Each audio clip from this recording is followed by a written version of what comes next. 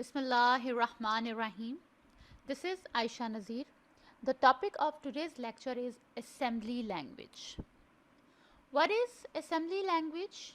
Why we need assembly language? What's the syntax of writing the assembly language? How to code in assembly language? Let's explore the answers of assembly language. Computers can only understand binary code, that is machine language. We all know that. So to writing or to code, like to perform a simple operation like 2 plus 2, then we have to write very long binary code. So that was a very lengthy procedure. The other problem was that, for example, if we have to write code, we have to write the binary code for 2 plus 2 as 0 1 0 1 0 0 0 1 0 1 0 0 1 0 or like that.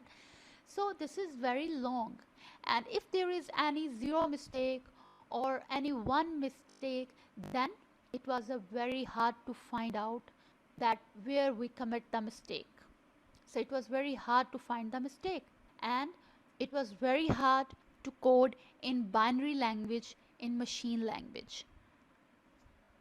So to get rid of all these problems, developers developed mnemonics, in which we have to only write mnemonics that are English-like words like add, subtract, rather than writing the long binary code.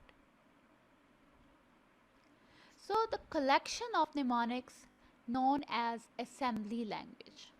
Basically, developers were fed up of writing the long binary code in machine language to develop such a language in which they can perform operations very easily.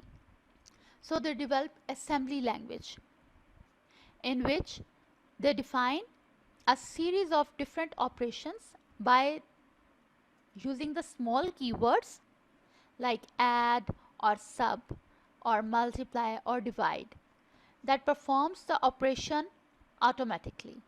Like as adding two numbers is very easy in assembly language, as we have to only write mnemonics, that is add and the value 1, v1 or v2.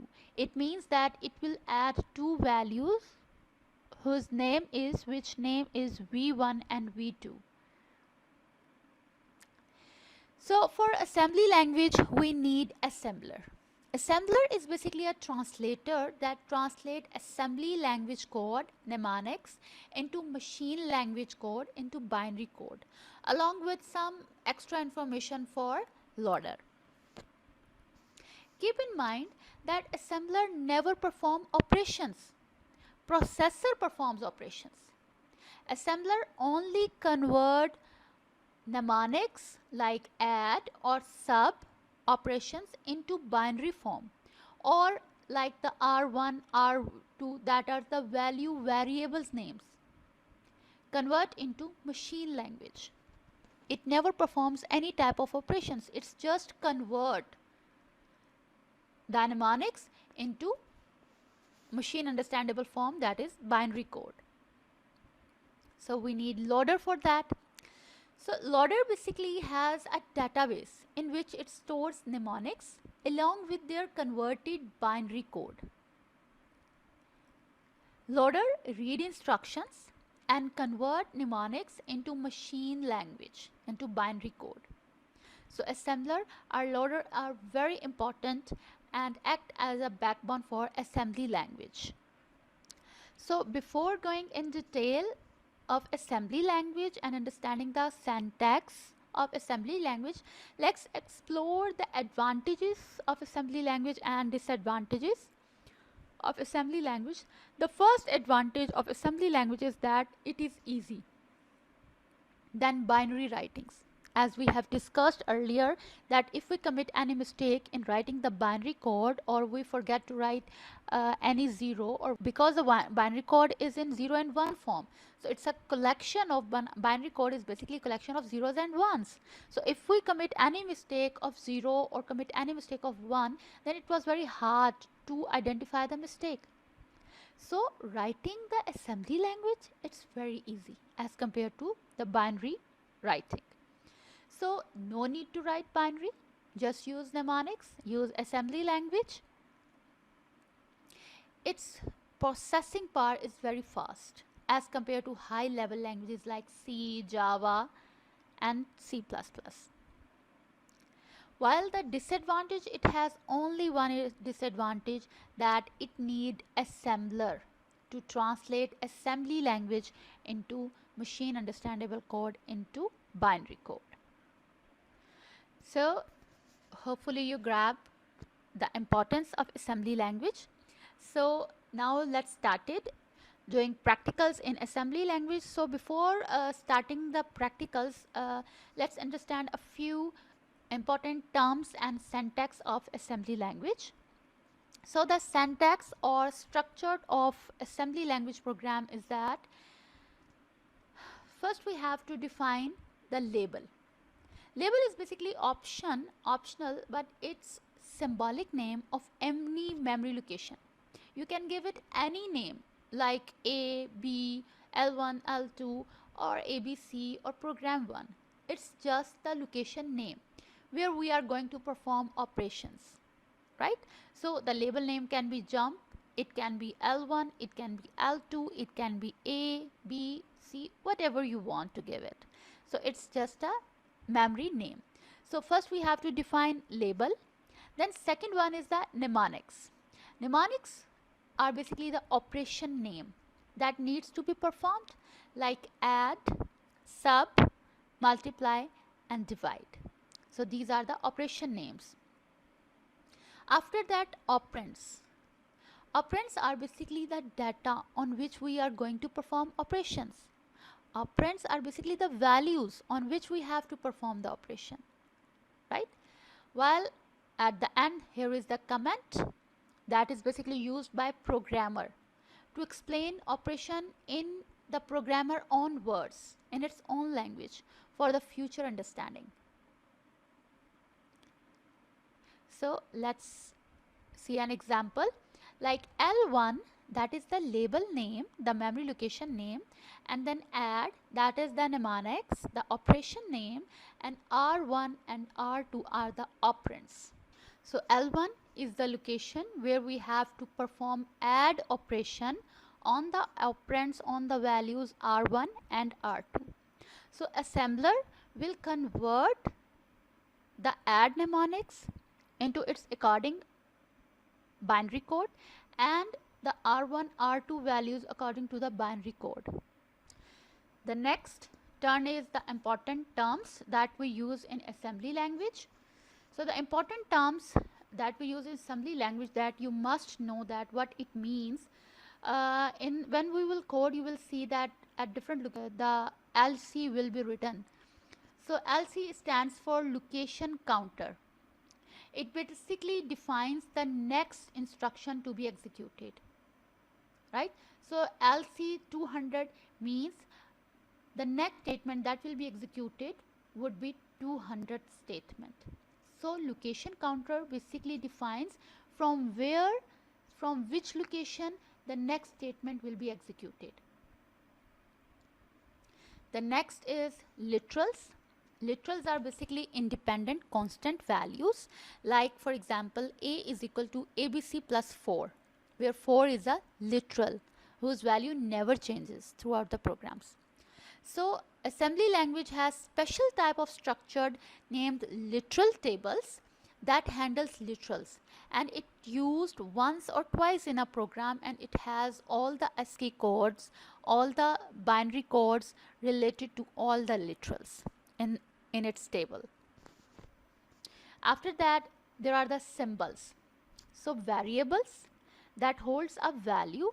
For example, if we have studied in C, C++ and Java, Like we define that int a is equal to 5. So this is basically a variable a of integer type that holds the value 5.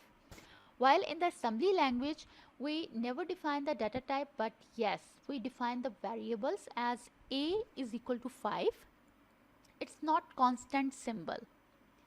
So a special table is there in the assembly language that has a special structures that handles the symbols that holds the values of variables. So the variables known as symbols in assembly language. After that, you will see procedures. Procedures are same like functions in C++ and methods of Java, right? So procedures are the same as the functions or methods. So in the assembly language, you will frequently see the LC, location counter, literals, symbols that are variables, and procedures that are functions. Next turn is the statements. How many types of statements in assembly language? So the first type is imperative statements, in which we perform operations like sub, R1, R2. This is an imperative statement. Second one statement is declarative statements. Declarative statements are of two types. Number one is declarative storage, DS. That is short for the DS. So DS, declarative storage, as the name defines, it declares the storage, the memory location. It reserves the memory. So how we define the DS in assembly language? So first we have to define the label, that is optional, and then DS. DS stands for declarative storage, and then the constant, it means that how much memory we want to reserve. So label is basically symbol name. So in label we define the symbol name, and symbol name is basically the variable. It can be anything, A, B, C, whatever you want to give, and it's basically a symbol name. While the constant is how much memory we want to reserve. Let's see an example. A, that is the label name. DS, that stands for declarative storage, and 1, that reserving a memory location of 1 byte, and that memory location name is A. So DS reserves the memory location, and we define how much memory we want to reserve along with the declarative storage. So and define the name of that memory location. So A DS1 is an example of declarative statements. So the second type of declarative statement is declarative constant. The first one was declarative storage. The second one is declarative constant. It's not only reserve memory, but also put constant value in it. It's same like C++ or Java concept, in which we define a variable like A is equal to 10. That not only reserve memory, but also name that memory location as A and puts the value 10, the variable 10, in that memory location. In the same way, it not only reserve memory, but also puts the value in it. So it declare and initialize at the same time. So A is basically the memory location name.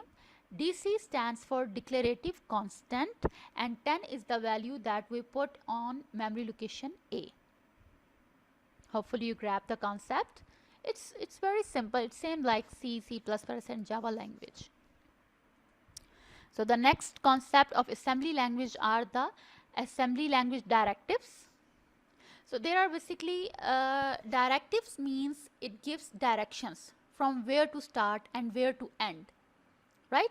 So that's why it's known as assembler directives. We have to explicitly define the directives in assembly language.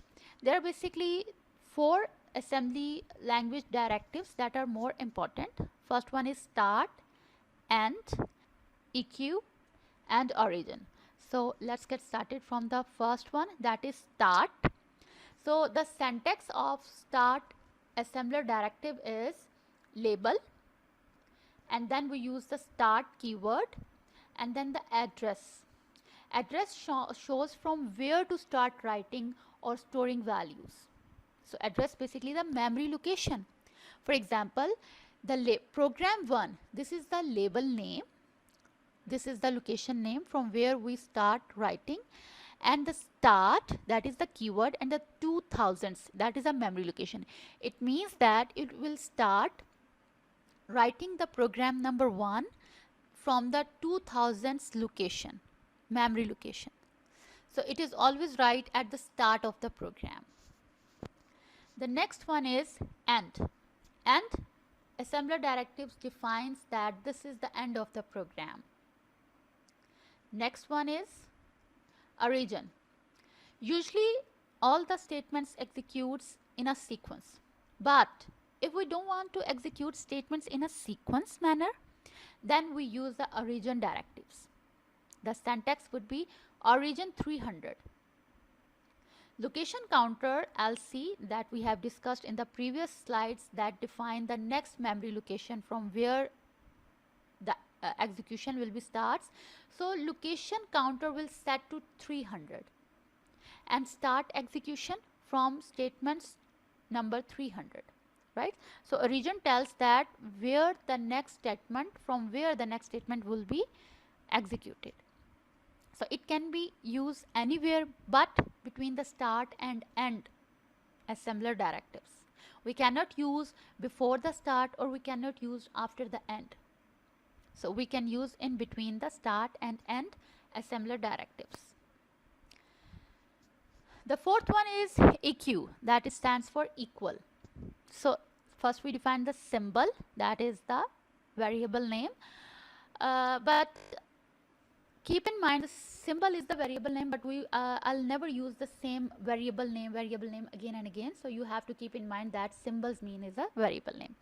So symbol EQU, that is stands for equal, and then address. The functionality of EQ is that it will replace the value. So ABC, for example, ABC EQ1, it means that it will replace ABC with 1 at anywhere in the code. It doesn't reserve memory, it's only replace the value. It's doing the same task as if you have worked in Word and you use the option find and replace in the Microsoft Word. It performs the same functions, that it replaces the values from the other value. It never reserves the memory. So in this example, it will replace the ABC symbol with 1. So this is all about the assembly language important terms, directives. In the next lecture, we will see a small code and the environment that we will use to code for assembly language. So hopefully you grab the concepts. Thank you very much.